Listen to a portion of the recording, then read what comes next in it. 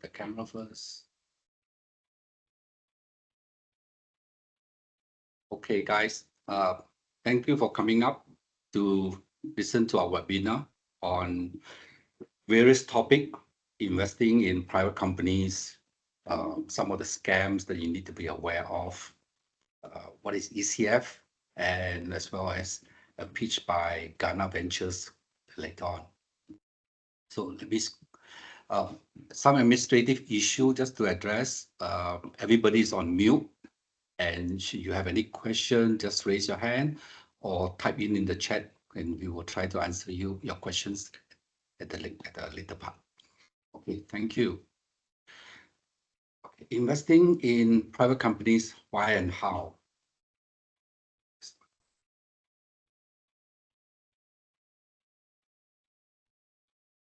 Crucial question is, can a private company offer its shares or debentures to the public? Now, that's the main questions. And most of us have come across at one point or another that people ask you to invest or participate in the company, their shares and so on and so forth. But the general answer is no. Private company, i.e. Sdn Bhd, they cannot offer shares and debentures to the public, nor can they take public money with for the company. Now, there are exceptions, and this has to be if it's offered under CMSA. Now, CMSA is another whole set of rules, license, people, individuals, and institutions allowed to do that. Breach of that, we're talking about, depending on which section you breach, 5 years in prisons and or 3 million fine. Now, so does that mean all this while that you have come across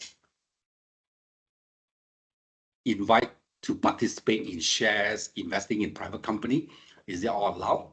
Now, there are exceptions, of course. One is to convert to a public company, i.e. a Berhad, not listed, but still a Berhad, a public company, or you enter into a private deal. Now, private deal basically means you raise fund for your projects or your company. You talk to your brother, your sisters, family members, friend, one-to-one, then you can do that on this basis.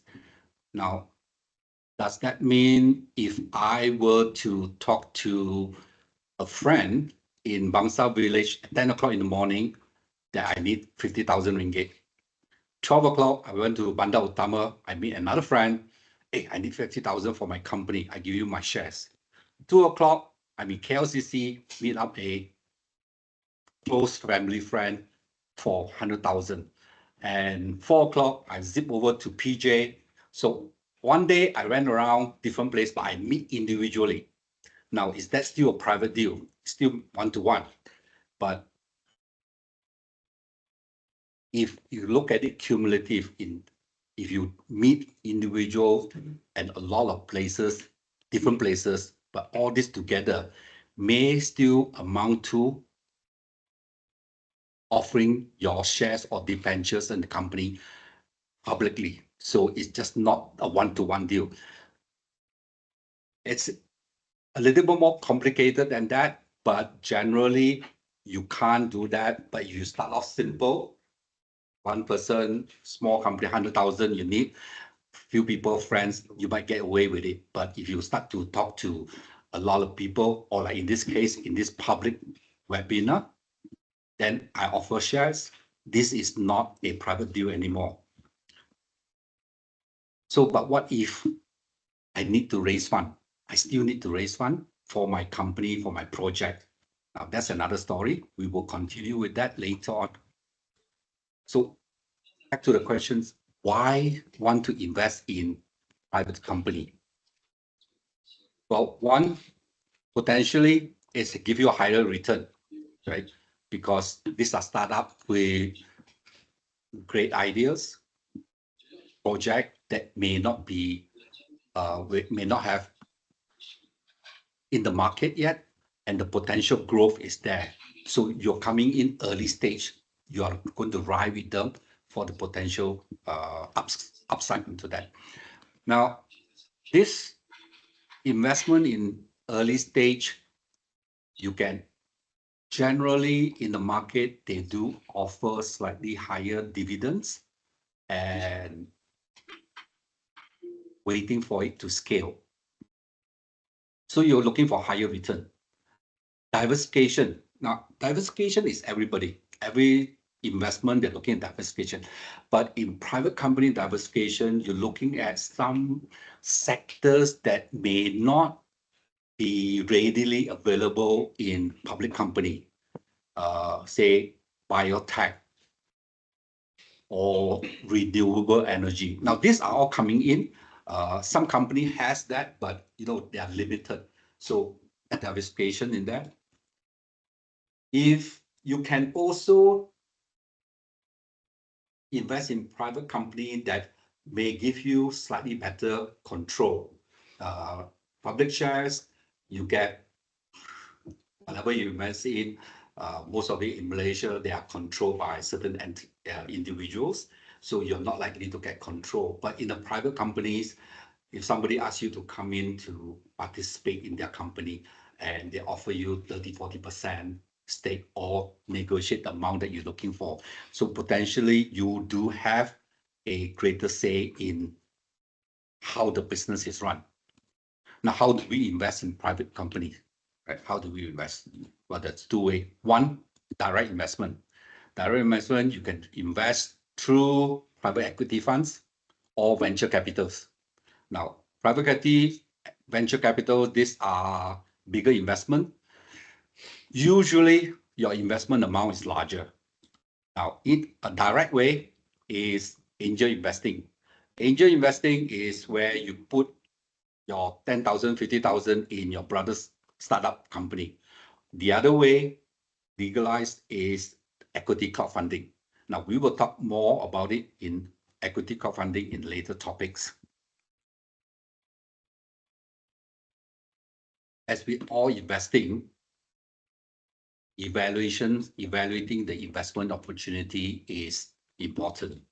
Now, first of all, due diligence. You need to do your due diligence.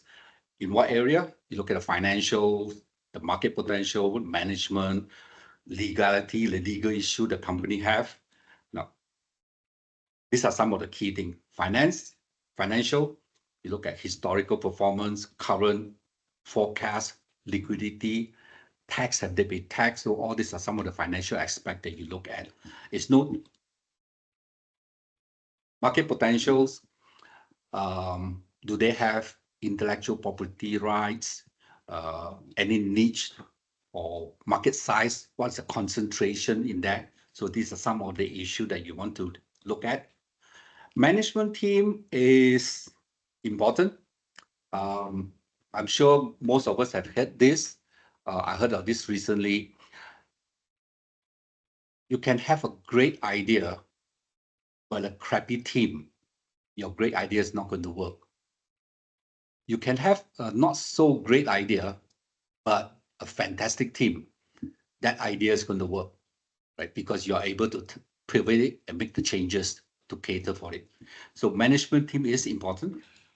Legal is the company being bankrupt or being sued. These are some of the issues need to consider in valuations. Continuing valuations, we look at valuations. There are many ways valuation. These are some just two method. Simplest is you compare a listed company. What's the valuation? But this is not very accurate. Discounted cash flow is projected future cash flow value, today value. This is some of the way you look at it. Private company, as with all investment, there are risks and challenges. With private company, there's a liquidity risk, which is slightly higher. When you want to sell it, it's not so easy to sell. Startup, you invest in startup, there's a higher risk of failure, although there are success. So it's better of catching the success. Regulatory and legal issues. Now, I wouldn't say all. Some Sdn Bhd private companies, they are not fully very compliant in the sense that the accounts are not submitted on time. They don't hold their necessary AGM. So is there a solution? Yes, this will be covered in topic 3 later on. So just to showcase some of the success case in private company and some of the failure in private company. Now, of course, everybody know Grab. They went from a startup taxi services into high valuation, $40 million, right? Now listed. How are they performing? That's another story altogether, lah. Okay, so this is a success. So everybody is trying to find their unicorn, but not every company can be a unicorn, but it still can be very successful. Startup that didn't turn out, they shut down. Now, Fashion Valet, now this is the latest case. Everybody is aware of it. I'm not going to say whether this is the legal case into it, but they have received multiple funding, eventually shut down. The founders say that she wanted to concentrate on in-house brand rather than continue with that e-commerce business. Now, what to take away from this particular case? In all situations, a private company, the founders need to know when to let go, right? There are many cases that startup operated for 8, 9 years and they couldn't go further. They just stopped the business then, right? If you don't stop, then you need to be able to pivot, to change, to look for other directions or opportunities to grow the business. Another case of failed business is Gautim. This one, back in 2014, before MCO, you see them a lot. Basically, is an app for you to get handymans and so on and so forth. Very successful. But by COVID came in, and eventually other competition came in as well, and the app finally have to shut down. Now, takeaway is probably the model has some problem, the flaw in that. You request a handyman through the app. That handyman come to your house to fix the houses, your whatever need to fix. You get his contact. The next time you contact him directly. So this is one of the issue that why it failed.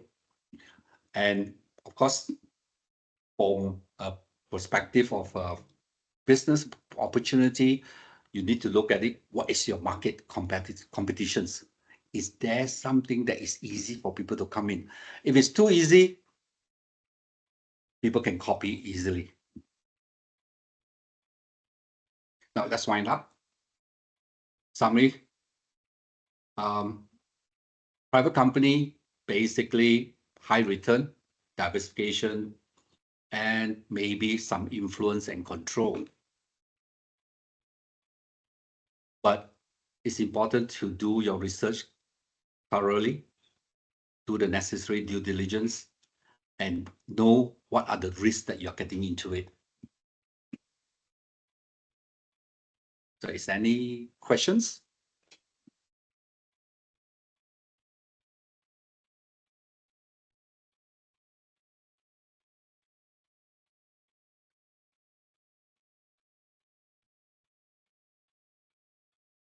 If there's no questions, then we move to the next topic, which is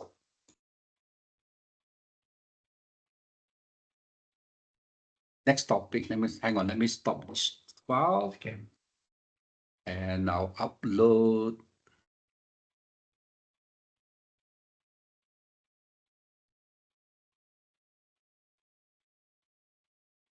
Here it is.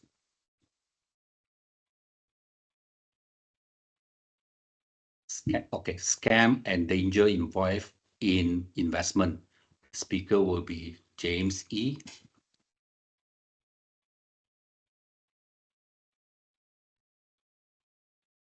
Or yours, James. Hello, everyone. Very good evening to everyone. Have you all taken your dinner? Well. So it's 8:30 right now. I hope you have taken a good rest, taken your very fruitful dinner.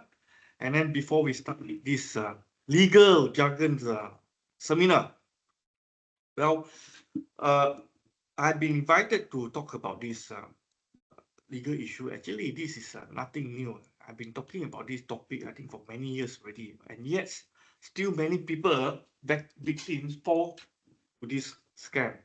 Probably I would start to raise awareness again and to start to this topic again to raise awareness. Okay. How do we check the background of a company?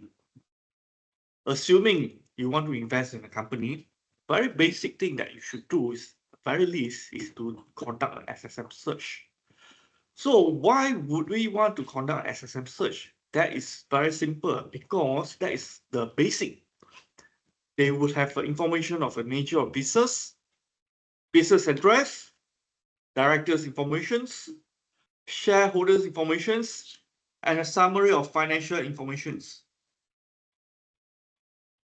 I give you some sample. This is a SSM search. You contain the company names, which I blanco because belongs to my clients. I have to protect their privacies. And then you will have the type of business, what business they're doing. And there will be a registered address. There will be a business address. And then they will have a payout capital of this company. In this case, is 1 million payout capital. And then we have next information is the directors. Okay, you see that who are the directors? The IC number, address, all will be there. And then there will be another page, all the shareholders, the names, IC, how many shares that holds, all there.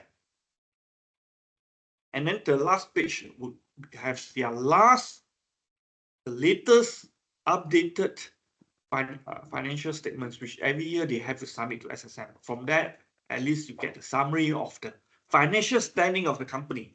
So this is a basic search, basic information that you can get from an SSM.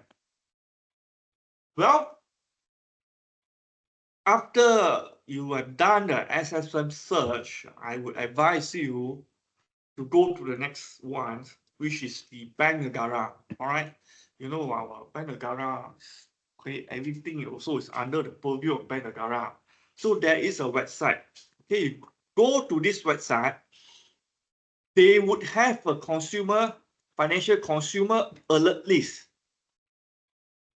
Normally, when there are a lot of people, they have lodged a complaint with the Bank Negara.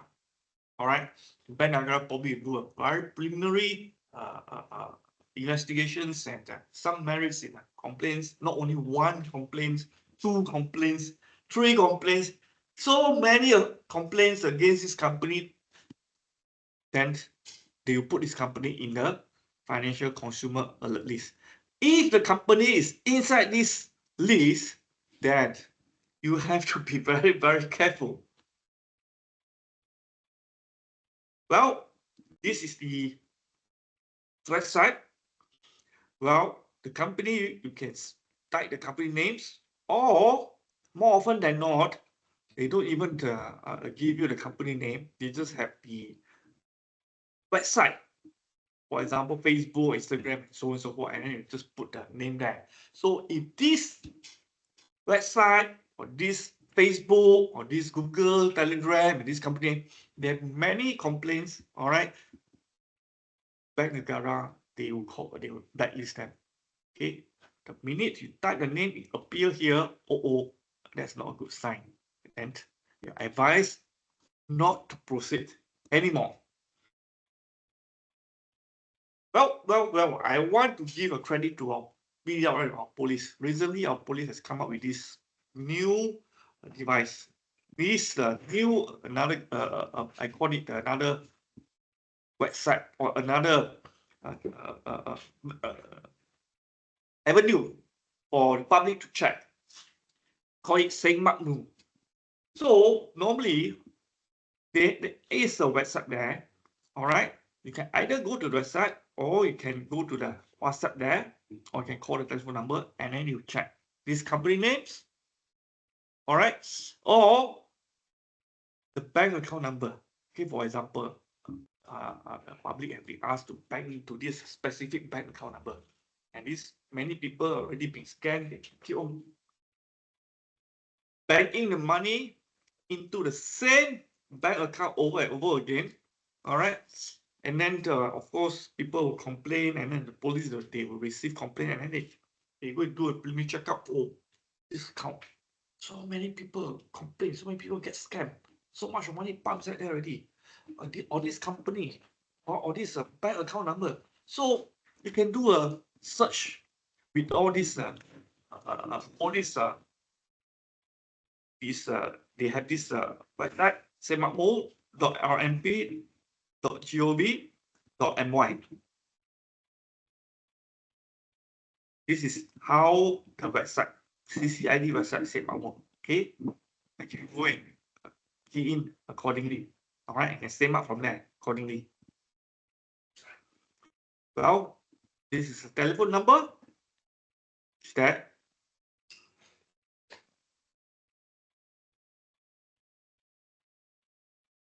Well, beside by negara, beside this police, you can still do a CITO search. All right.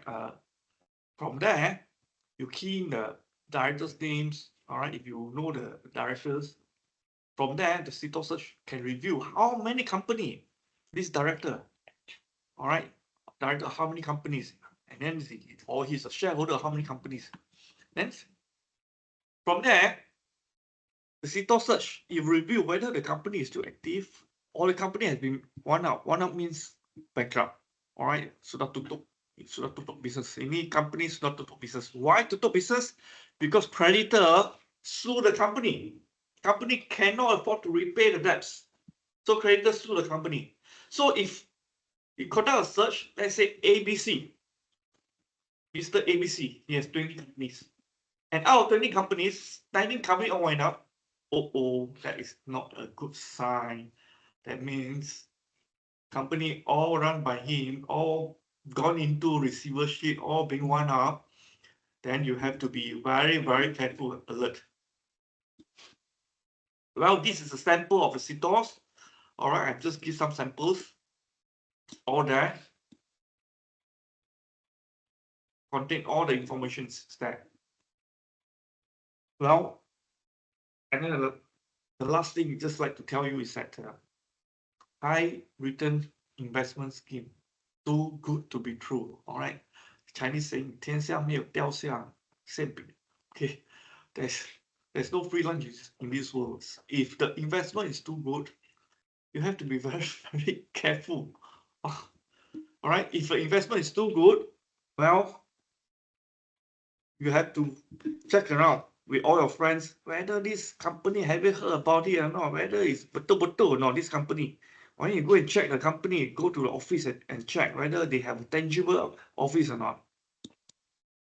Look at all this newspaper, all right, investment scheme, all right, too good to be true, all this. All right. Well, that will be all my sharing for tonight. I hope my sharing for tonight will be of some assistance to you. Well, if there's no questions, I'd be glad to pass it on to the next speaker. Thank you.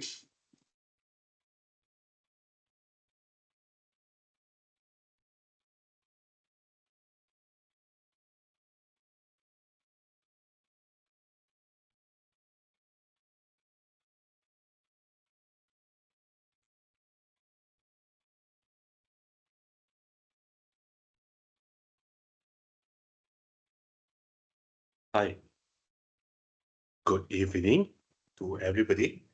Thank you to all my fellow colleagues just now that made a very good presentation.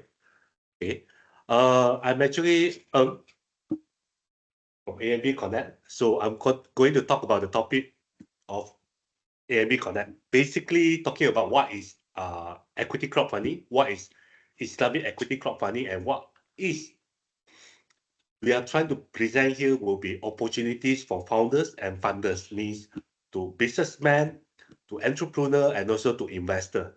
So the key takeaway for today's my topic will be simply this four. What is ECF? Who is AMB Connect? How ECF can benefit you all, and why you need to consider AMB Connect as your preferred ECF platform. Yeah, of course, I'm promoting myself because I'm from AMB Connect. All right. So, in a very simple illustration, what is equity crowdfunding?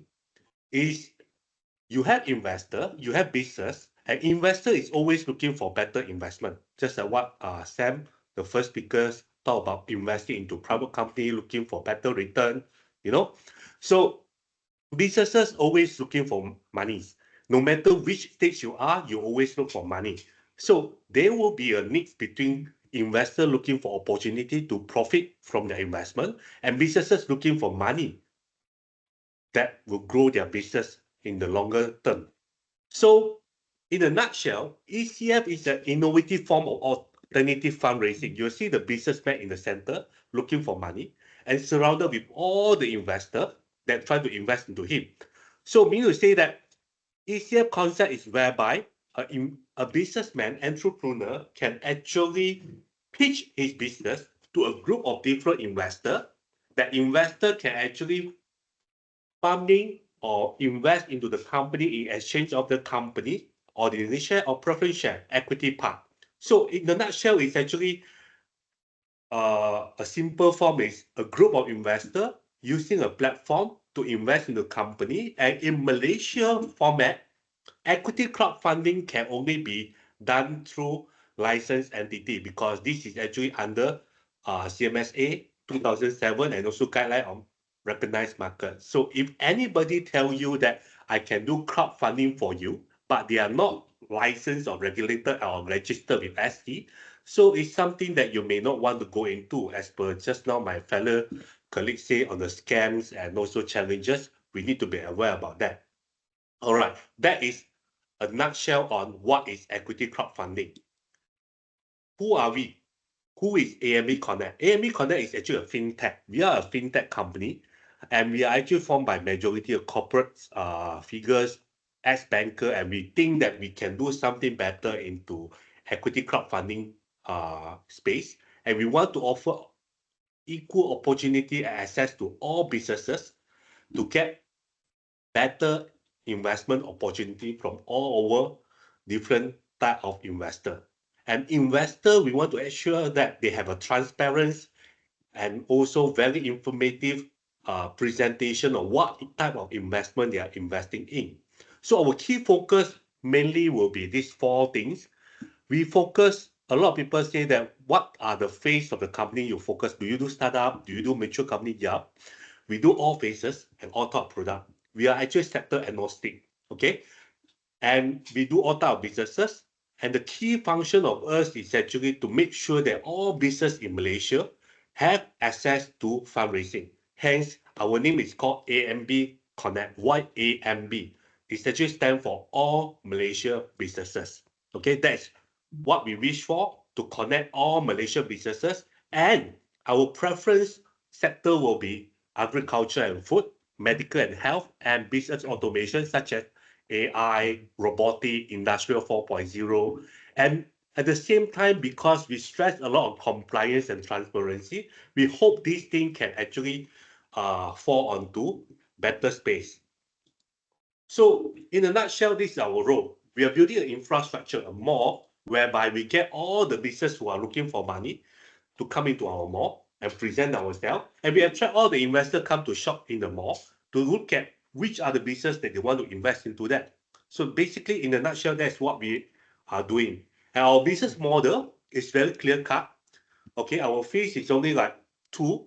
We only charge our processing fees, which is 5,000 ringgit, and we charge another success fees, which is ranging from up to 8% from the amount raised, successfully raised by you.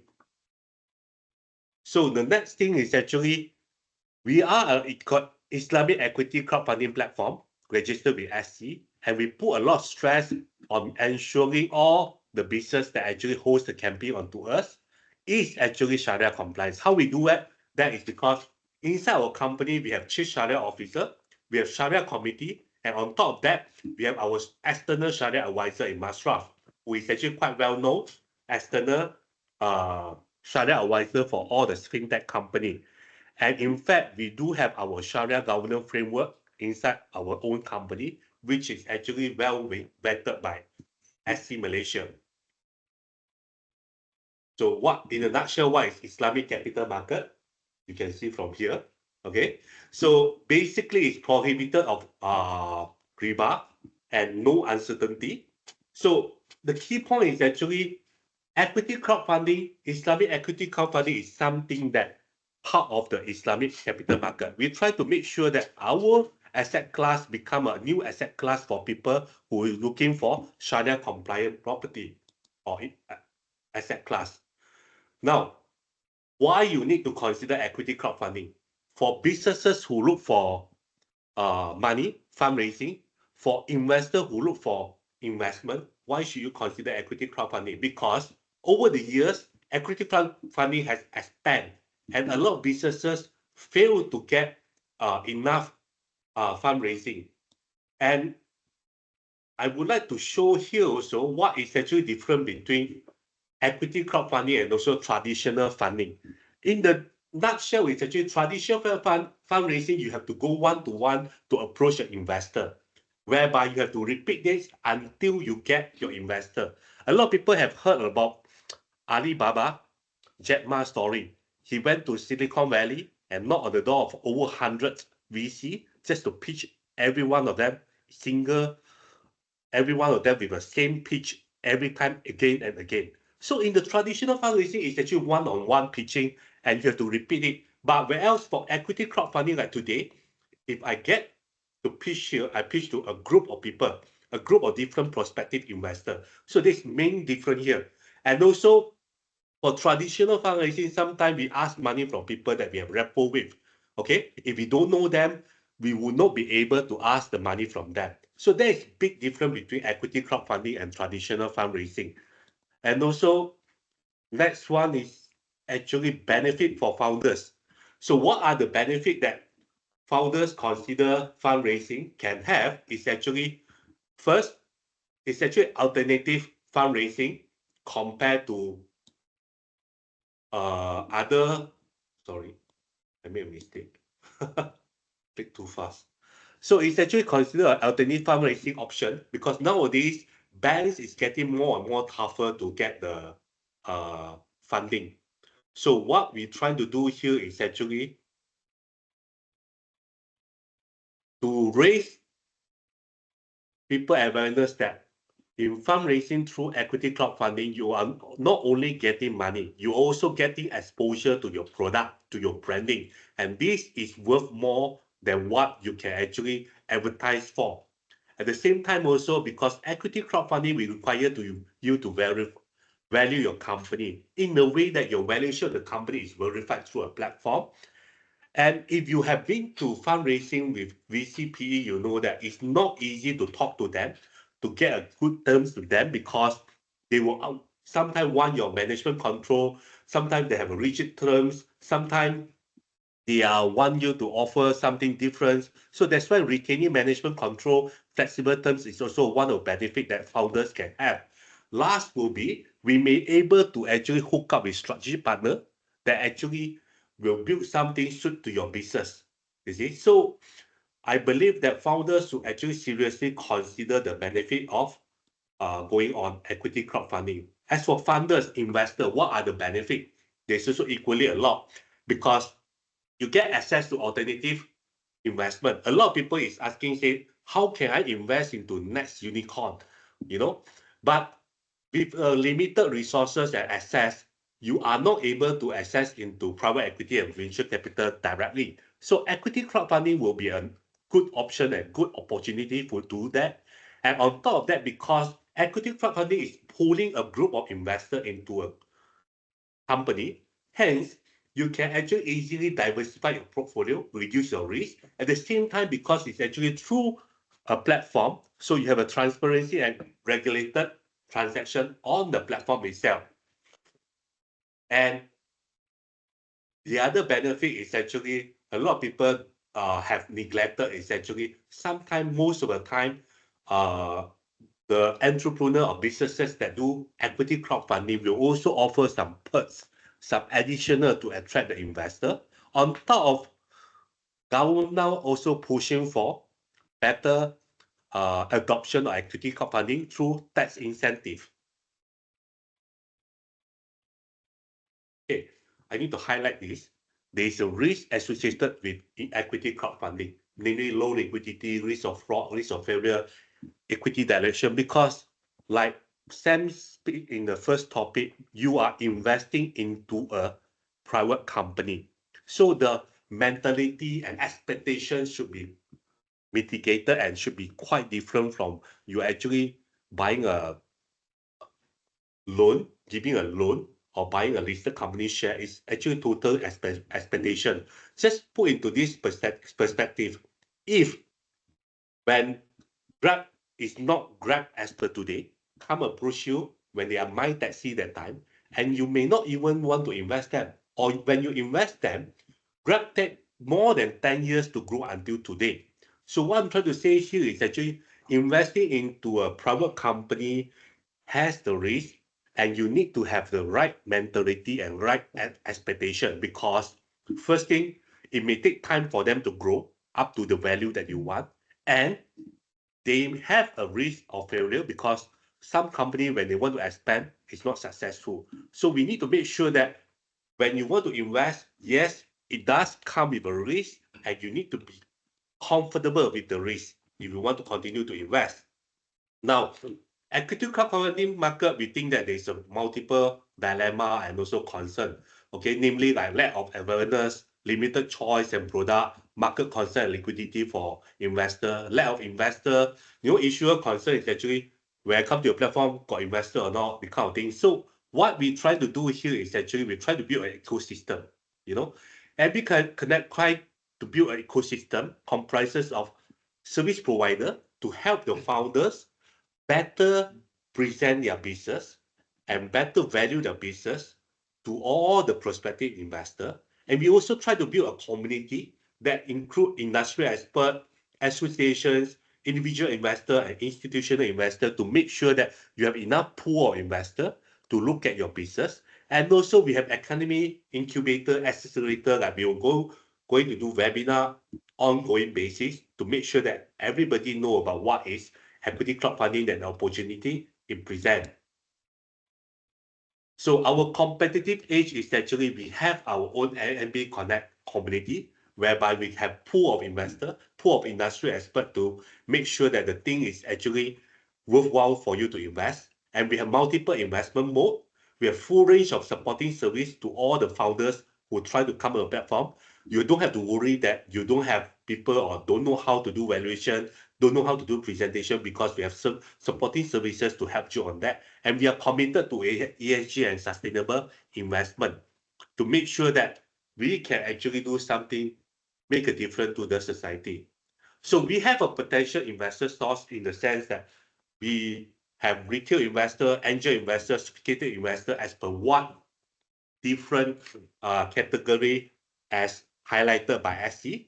And we also intend to build our own micro funds and corporate venture capital to make sure that this will be a continuous effort for us to make sure you have enough pool of investor to come in.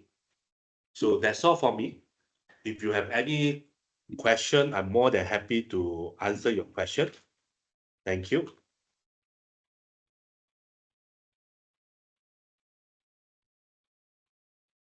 Oh, okay. If there's no question, we would like to invite you to hear from our first issuer on our platform, which is from Ghana, from Mr. Choi will do the presentation today. He's the CFO of Ghana, and welcome, Mr. Choi.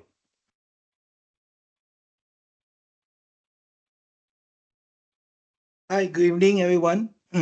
Firstly, I would like to thank AMB Connect to organize tonight webinar and given us the opportunity to present our investment pitch deck. For those who do not know who is Ghana, Ghana is a billboard advertising company been existed in the market for more than 30 years. Okay, our new Ghana Ventures in Riyadh Berhad is a 360s media advertisers, not only concentrate on billboard, which is outdoor advertising, but also on TV, radio, digital, and other platform. Firstly, I want to introduce everyone to our team members. Okay, our management group. Our ED, Datuk Michael Chan. He's well known in this broadcasting and advertising industries. He's a former managing director of Media Prima. Currently, he's advisors for MNC and Telkomsat, which is MNC is a conglomerate in Indonesia. He also a former CEO of MyTV, CEO of Bloomberg, former CMO of Panama TV. Okay, as you can see, he's in this industry long enough. So our MD, Mr. Gan, Kansen Gan, is son of Ganat founder, Datuk Gan. He is currently MD for Ganat Media, MD for Ganat Myanmar. For information, he also profession by accountant. All right. Datuk Eddie Aziz, our ED and also our business deal advisors. He is a well-known advisor in not only in the media industry, but also on other areas like palm oil, PPC, other things in engineering, energy, telecom, broadcast, plantation, or you can name it. Okay, this is me, Choi. I'm the CFO of Ghana Venture. Been around the industry for more than 20 years in telecommunication industry, broadcasting, property, also venture capital before. Okay, this is our COO, Johan. He is the record holder of the CEO of all the TV channel in Malaysia. Like also work for Mouthcap. Sorry, slide goes fast. Okay, Mouthcap and also accountant by profession. Okay, then come to our core business president.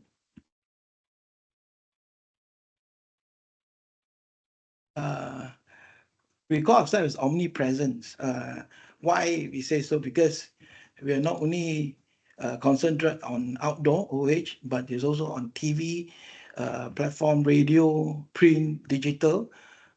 We also do content productions, a brand consultant, as well as the engagement, media engagement, market engagement. So this is the area that we will focus on to all media platform. Okay, so how we to achieve that? Of course, some we own our assets in this billboard, but mostly we will sign MOU with others media operators, merging with them, as well as we register as a sales rep to sell their assets in this whole these areas. Okay, so when we talk about the all-rounded 360 degrees on all these media asset platforms, what is our audience that we have on each and every platform? Okay, so if you can see OH, we talk about daily traffic, TV, then all this is some measurements from the the industries. So we do a normalization combining the total engagement we have for every month is 2.8 billion with all these media platform. Okay, so this chart will show what is our partners on the various media asset platform. So for OH, not only Ghana, we have own board, but we do work with other OH media owners, namely like Warisan Media, KLIA TV, Virtual Outlook, etc. So on the branding side, we'll have our 3 partners here as well. So TV, we covered almost every TV channel in Malaysia, radio as well. Then we have print, big names like the Stars, Utosans, Cosmo. Also, we have in Tamil newspapers we work with. Okay, on the digital side, we have various not only news portal, but also the influencers on other tech. FMT is the biggest digital platform, news platform that we have in Malaysia now, and etc. So on the market engagement side, we work with others, influencers, KOL, okay, and others. So for content side, we have Optimum and KRU, which is well known in the market. Okay, so now back to the fundraising that we have this round. We target for 20 million, only 10% for working capital, and then 90% is a capital expenditures. So what we're going to spend on the capital expenditures is 70%. We will initiate a project called Skywalkers. Later we'll explain what is this project about. 15% will identify a new outdoor site, LED billboard site. So another 50% will upgrade on our existing billboard from static billboard to digital. Okay, this is Project Skywalkers. We'll JV with the 2, as of now, I can't disclose the name, but we'll JV with 2 properties, renowned property owners to do a link bridge between these 2 buildings in KLCC Center. And then below the bridge, we'll cradle with advertisement board. Okay, this is our major spend on the fundraise this round. Okay, so another fund that we spend, just I was saying 15% will be spent on upgrading our existing billboard. One of our identified spots is the Bukit Bintang site, which is above McDonald's. We're trying to combine the other 2 billboard and make it a big round shape of billboard. So there'll be artist impression, how it will look like after completion. Now come back to the numbers, what we projected here, and then the market numbers. So based on the projections from the market, so the ADEX average past 5 years is about 3 billion. So out of this 3 billion, 3 billion, digital and social media will be 1.2, TV, OH 850 million, for billboard be 450 million, radio 300, and print 200 million. This is a breakdown of the average 5 years ADEX of 3 billion. So this is low ball numbers from what the market anticipated. Okay, so these are financial projection for 5 years. You can see here, year 1 is extremely low because we only put in 3 months projection for year 1, and then but in year 2, back to the normalized, we already started our project on the new the Skywalker Bridge, as well as the upgrading of our existing billboard at the new site. So up to year 5, you can see we have achieved 7 million revenue with EBITDA of 21 and profit after tax is 50 million. Okay. So with these financial projections, we do a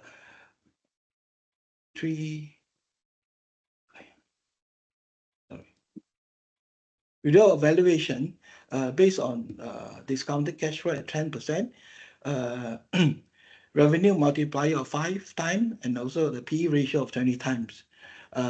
We average out with this 3 valuation method, we have come out at 283 million valuations based on the financial projection.